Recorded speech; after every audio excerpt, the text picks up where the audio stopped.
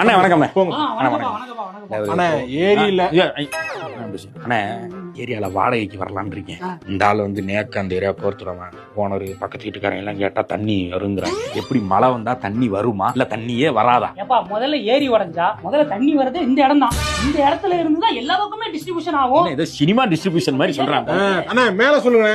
முதல்ல ஏரியில இருந்து தண்ணி வந்தா இந்த பக்கம் தான் ஐயோ. வரும். அதுக்கப்புறம் இந்த இடத்துல இருந்து எல்லா பக்கமும் இவன்ட்டு எல்லாம் distribution ஹிஸ்டரி ஆகும். எப்படி போடுறாங்க? பெரிய பைத்தியம் போலயே. இல்ல அண்ணன் சும்மா அப்படி சொல்றாரு, பண்ணு சொல்றாரு. ஆனா அண்ணன் வீடு இங்கதான் இருக்கு. உங்க வீடு இங்கயா இருக்கு? ஏப்பா எவனாவது ஏரிக்குள்ள வீடு கட்டுவானா? என்னுடைய ஏரியாவே வேற இடம்ப்பா.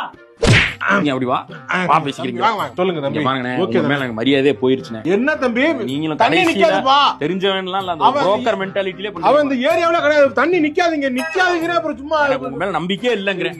ஏன்னா அவனை விட்டுரு, வீட்டை குடியிருக்கவன கூட விட்டுரு. ஏன்னா அவன் இந்த ஹவுஸ் ஓனர் சண்டைனால மூட்டி விடுறாப்பா அவன். நீ இன்னொரு தம்பிட்ட கேளு, ஏரியா தம்பி பாப்பா இவா சொல்ற, நீ இந்த ஏரியாவா? ஆமா. இங்க குடியிருக்க, ஆமா. தண்ணி நிக்குமா? நிக்கும். சரி பாப்பா போ போயிட்டு இப்ப என்ன சொல்ல போறீங்க? அவன் ஏதோ தண்ணி நிக்கணும், தண்ணி தான் கொஞ்சமா நிக்கும் சொன்னல. ஆமா, ஓய்வு விடு. இந்த வீட்டு வாடகை கூட்டு கமிஷன் வாங்கலாம்னு பார்த்தா முடியாது போல் இருக்கு. எங்க வேணாலும் போகுது, இந்த வீடு போக மாட்டேங்குது. அவன் பூரா உன்னை பார்த்தா எப்படா வீடு வாடகைக்கு போகணும்?